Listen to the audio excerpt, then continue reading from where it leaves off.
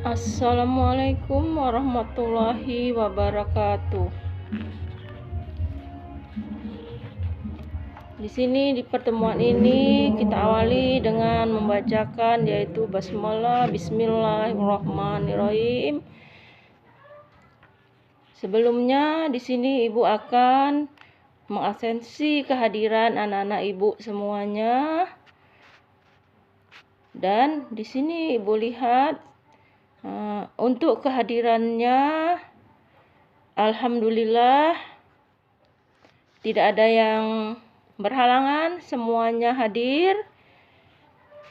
Sebelum Ibu memulai pelajaran tentang cerpen, yaitu menyimak cerpen, hari ini kita bertemu lagi yaitu untuk melanjutkan, yaitu masih tentang temanya, yaitu tentang cerpen, ya, menyimak cerpen. Dan sebelumnya kemarin di pertemuan yang kemarin kita kan sudah membagi tiga kelompok, yaitu ada kelompok A, kelompok B, dan kelompok C. Dari di pertemuan ini kita akan membahas hasil dari diskusi anak Ibu setelah anak Ibu mendengarkan cerpen yang Ibu bacakan, dan atau yang anak Ibu membaca dengan kelompoknya sendiri, yaitu anak Ibu membaca di buku pelajaran kita, ya. Jadi di sini sebelum Ibu melanjutkan yaitu tentang cerpen kita, Ibu bertanya untuk anak-anak Ibu, apakah anak-anak Ibu sudah memahami tentang cerpen, yaitu karena di dalam cerpen itu ada unsur, yaitu unsur apa anak Ibu? Ada unsur intrinsik dan ekstrinsik. Itu untuk jawaban anak Ibu, ya, itu yang sudah Ibu lihat di hasil apa anak Ibu? Hasil diskusinya, ya, yaitu hasil diskusi tiga kelompok kita, ya anak Ibu. Jadi sebelum Ibu menjelaskan tentang unsur intrinsik dan ekstrinsiknya di sini, karena untuk pelajaran kita yaitu cerpennya, yaitu apa nih Ibu? Keterampilan menyimak cerpen, ya. Jadi menyimak itu merupakan apa nih Ibu? Keterampilan berbahasa yang sifatnya aktif, ya. Aktif. Artinya dalam kegiatan menyimak seorang harus mengapakan anak Ibu? Mengaktifkan yaitu pikirannya untuk mendapatkan atau mengidentifikasi tentang apa yang didengar, atau memahami dan menafsirkan makna, sehingga di situ tertangkaplah pesan yang disampaikan oleh pembicara, ya, karena anak Ibu pembicara itu tadi seperti cerpen yang dibacakan, yaitu pembicara, ya. Sebelum Ibu lanjut ke unsur intrinsik dan ekstrinsik, yaitu Ibu jelaskan dulu tentang menyimak, ya. Di sini ada juga contoh Ibu? Contoh menyimak. Di contoh menyimak ini, di kegiatan menyimak, di situ kalau kita menyimak pastinya kita harus mendengarkan dan mengamati dengan apa Ibu? Dengan kita bersungguh-sungguh, atau kalau kita katakan kita harus mendengarkan atau mengamati guru yang sedang menjelaskan atau materi atau cerpen yang dibacakan oleh gurunya. Itu untuk di contoh kegiatan menyimak, ya. Intinya kita harus berkonsentrasi baru kita mendapatkan apa yang kita inginkan, ya. Habis itu untuk contoh kegiatan menyimaknya, ya, karena Ibu menyaksikan yaitu kesenian, yaitu kesenian. Di situ kan kita menampilkan sebuah seni. Jadi kita harus memperhatikan, ya. Di seni itu kan biasanya juga ada seni kesenian, yaitu lagu, ya, karena Ibu juga ada drama juga masuk ke dalam seni, ya. Di Itu untuk contoh di kegiatan yaitu menyimak ya. Nah, jadi bagaimana untuk cara menyimak cerita yang lebih baik ya. Di sini perlu kita ketahui untuk syarat-syarat menyimak yang lebih baik, yaitu ada menyimak dengan yaitu konsentrasi, menelaah materi yang disimak, habis itu menyimak dengan kritis, membuat catatan apa yang disimak itu sebelum kita melanjutkan ke Ibu, unsur intrinsik dan ekstrinsik yang sudah Ibu diskusikan ya. Nah, jadi bagaimana untuk Ibu untuk menyimaknya? Mungkin Ibu ada yang mau bertanya sebelum Ibu lanjutkan ke unsur ekstrinsik dan intrinsik dan ekstrinsik ya kan Ibu ya. Nah, jadi kalau Ibu diam berarti Ibu sudah jelas ya. Jadi kalau memang Ibu sudah diam, tidak ada yang menanya, jadi Ibu lanjutkan ke unsur intrinsik dan ekstrinsiknya ya kan Ibu ya. Jadi di unsur intrinsik dan ekstrinsik cerpen ini ya kan Ibu, nah, itu di unsur intrinsiknya dia masuk di dalamnya yaitu ada apa Ibu? Ada tema, ada tokoh, penokohan, alur cerita, ada latar, ada gaya bahasa, ada sudut pandang, dan ada amanat. Ya, itu masuk ke dalam apa Ibu? Ke dalam unsur intrinsik cerpen ya. Nah, mungkin nanti sebelum Ibu melanjutkan ke penjelasan unsur intrinsik cerpen, Ibu ada yang mau bertanya untuk unsur intrinsik cerpen? Nah, di unsur intrinsik cerpen dia itu tadi sudah Ibu sebutkan satu persatu ya karena Ibu, apa itu tema, apa itu penokohan ya karena Ibu ya. Nah, untuk yang sekian kalinya atau yang kedua kalinya Ibu menanyakan kepada anak Ibu ya. Nah, kalau memang anak Ibu diam berarti kan anak Ibu sudah paham ya. Nggak ada yang bertanya. Kalau tidak ada yang bertanya, Ibu akan melanjutkan menjelaskan tentang unsur intrinsik cerpen ya. Jadi di unsur intrinsik cerpen itu ya kan anak Ibu.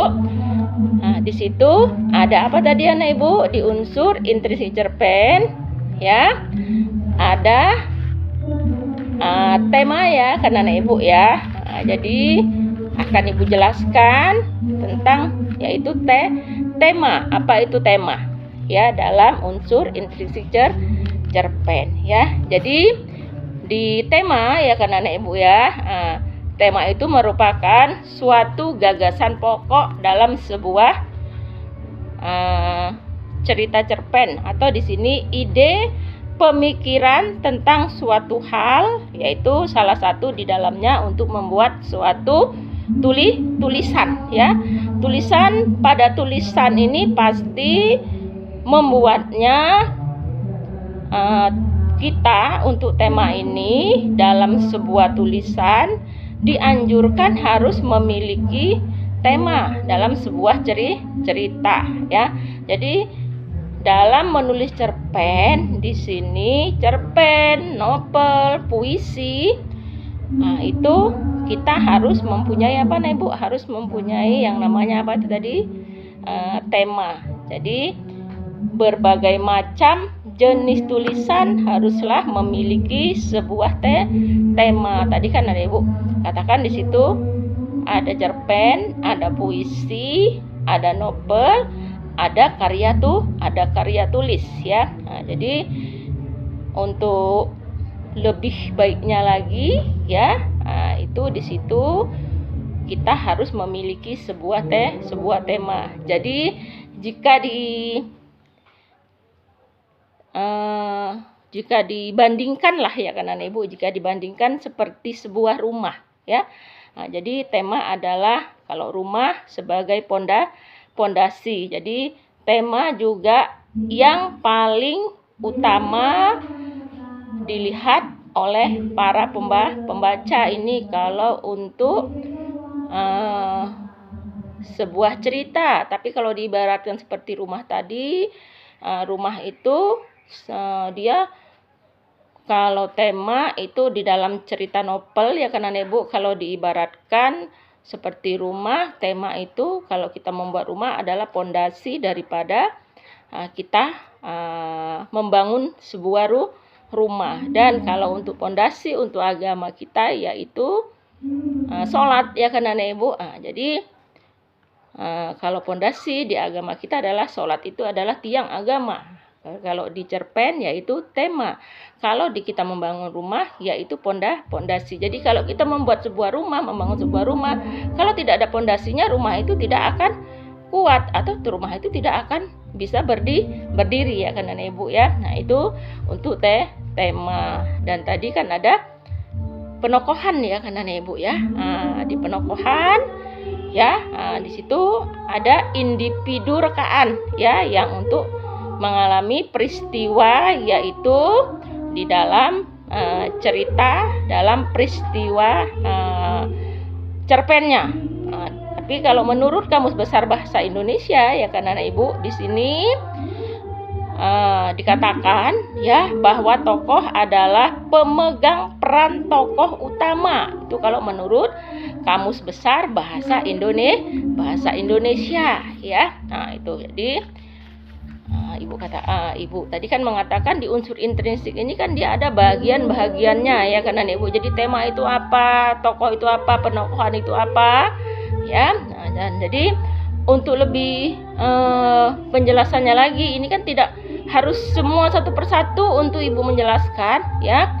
Ini ada 3 yang ibu jelaskan untuk anak ibu. Satu lagi ya kan anak ibu, dia apa? Penokohan. Jadi penokohan itu adalah unsur intrinsik karya sastra yang di dalamnya untuk tokoh perwatakan ya.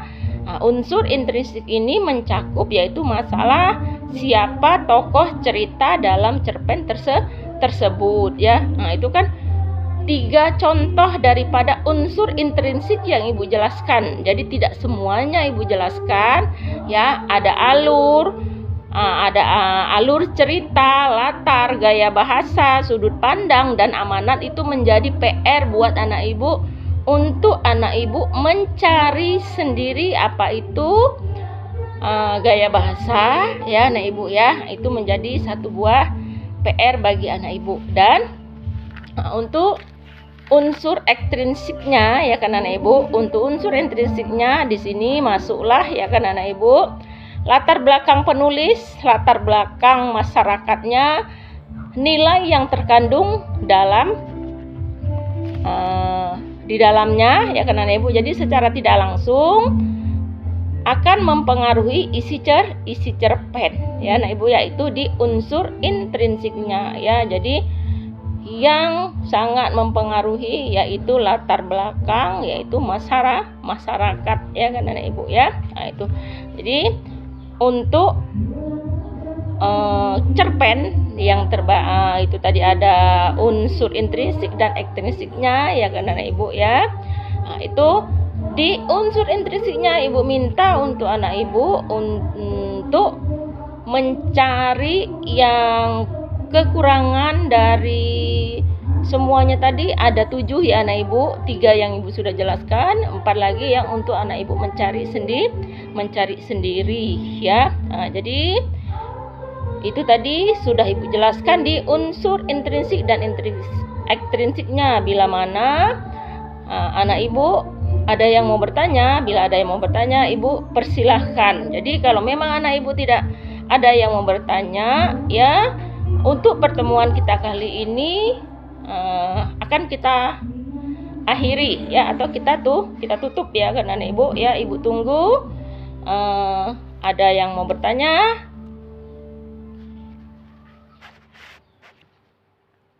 Oke, kalau tidak ada yang mau bertanya, ibu tutup pertemuan kita ini dengan ibu mengucapkan yaitu wabillahi taufiq wal hidayah. Assalamualaikum warahmatullahi wabarakatuh. Ibu mintakan kepada anak ibu Jangan lupa untuk tugasnya nanti anak ibu kumpulkan untuk di pertemuan berikutnya.